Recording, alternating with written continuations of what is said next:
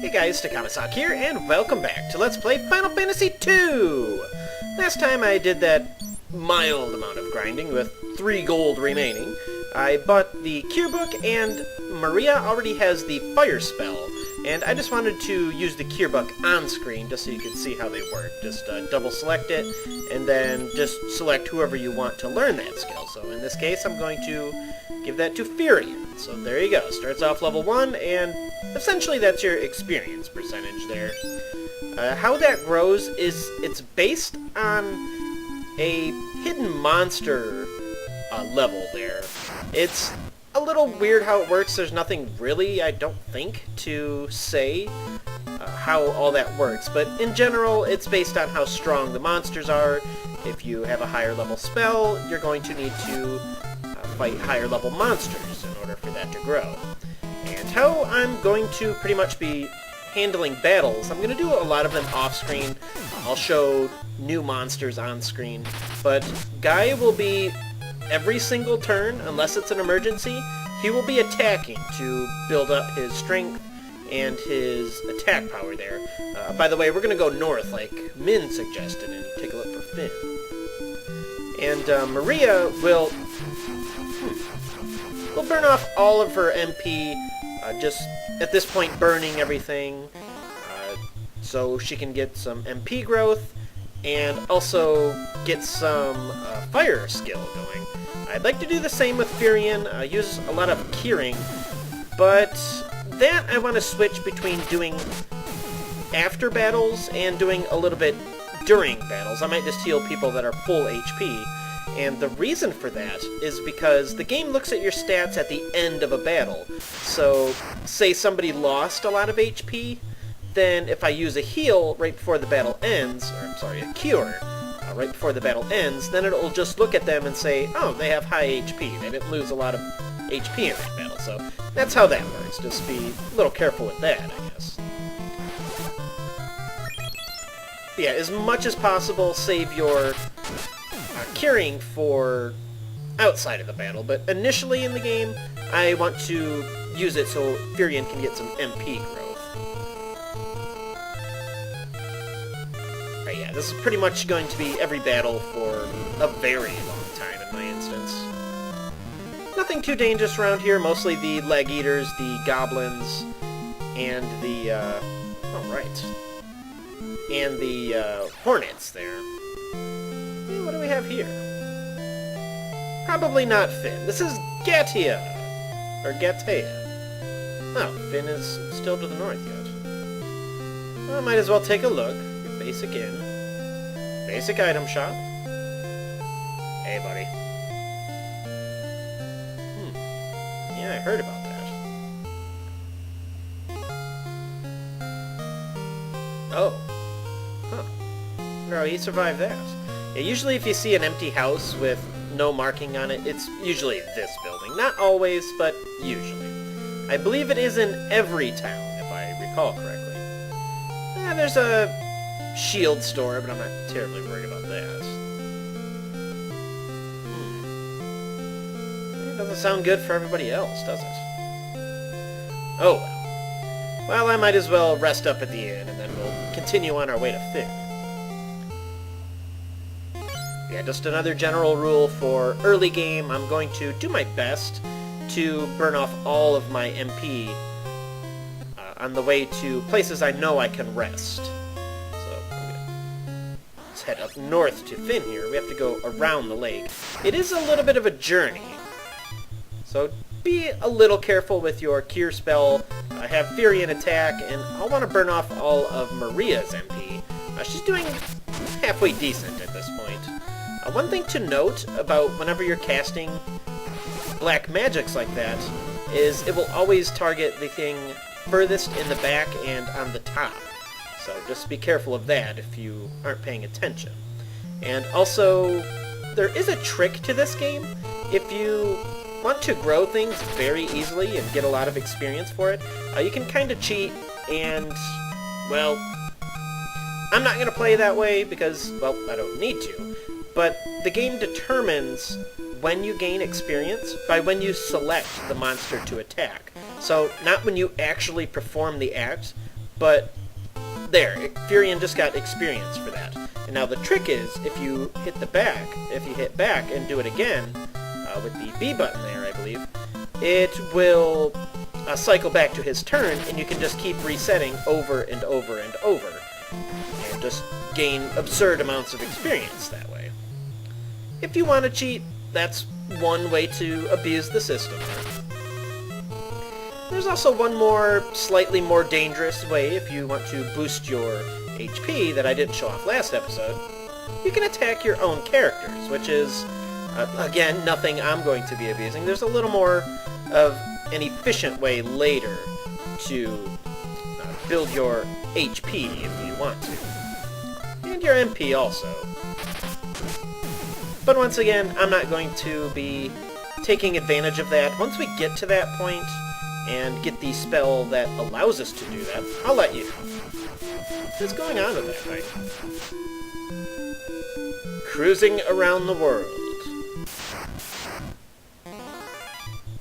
And why not? Might as well show you guys on screen too. I was thinking about doing this pretty much the same way I did Final Fantasy 1, except for leave out the monster HP totals, just because, well, it's a little too much information in my opinion. Everything initially is going to get murdered. And just feel free, however, to play however you like. You don't have to get the spells I get, you don't have to use the armors or weapons I get, but this is just the way I play. Now, as we've heard, this place is completely taken over by the Empire. We don't want to talk to any of these guys, as they will absolutely murder you. No prayer. We even have monsters in town. Even more giant wasps. Why not? Excuse me. What any respectable magician would do? Light it on fire. I would like to buy an ice book as soon as humanly possible. And I may have enough by the time I get back to Altea there. But let's check out the pub here. I believe most of the shops are empty, so there's no point in going into there. Oh dear. Pretty fancy helmets. But you look different. Oh. Gumble Gumble? Oh dear.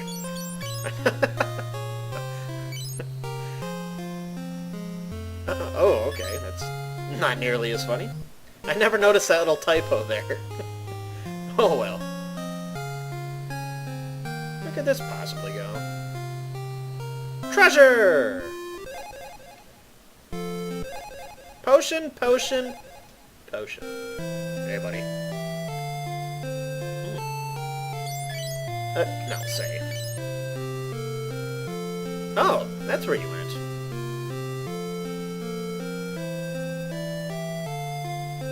Oh. If only! Oh, dear. Duke Borgin, huh? Oh. A story of betrayal and death. And love. Or not love. Oh. Oh yeah, what did happen to Leon? No, he has no idea. Yay! Well, we didn't get Leon, but, well, we got the ring. What does that do, you ask? Well, let's go ask Hilda. We're going to do a lot of that in Final Fantasy II, go on an adventure, and basically report back to HQ there. Oh, well. Hey, no. You can crash into them, just don't talk to them. Let's see. Yeah, I'll do a couple walks, and just to get you guys familiar with the layout of the maps there, I'm going to be doing a lot of foot walking. which is just my mild way of grinding, even though we're still progressing there. And the only other thing I can really say is to not stray too far from where I'm going, because interesting thing about the Final Fantasy II world is that pretty much everywhere is connected by land, so you could really walk to some very high-level areas very early if you wanted to, so be very, very careful about that. And you saw one thing I didn't show off is that when you hit up on the bottom, or the upper left monster, you can target all enemies with your spell, but it nerfs it quite a bit, as you might expect. And it's not even based on how many monsters there are, it just, I want to say it's a little less than half damage, is how that works. But, yeah. Nothing I really care to use, honestly.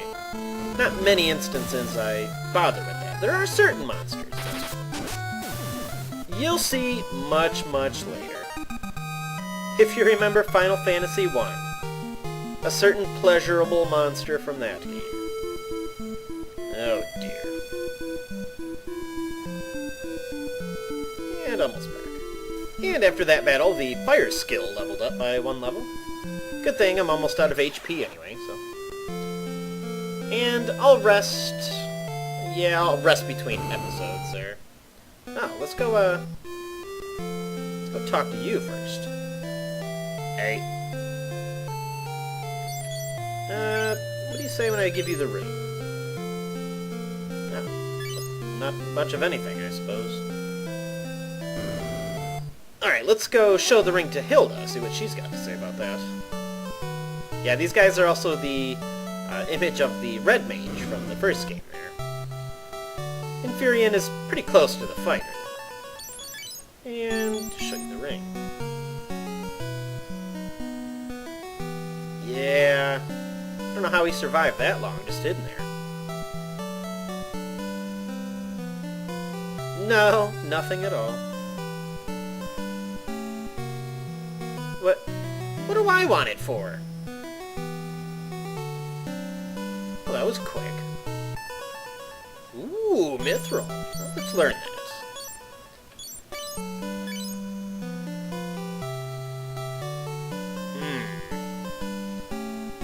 Joseph, who lives in Salmando. Oh. And we get the ultimate white mage, Min!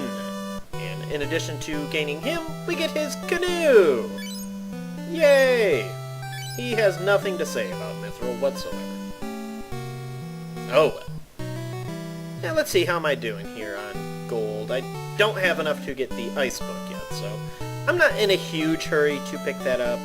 Whenever I have the funds to do so, I will. The game will give me one in the fairly near future, but as soon as possible I would like to get that. What do you have to say? Oh, well, that's not much of anything, is it? Well, I guess we'll have to continue our search and our adventure to Salmando next time on Let's Play Final Fantasy II. This is Takamasak, and I will see you later.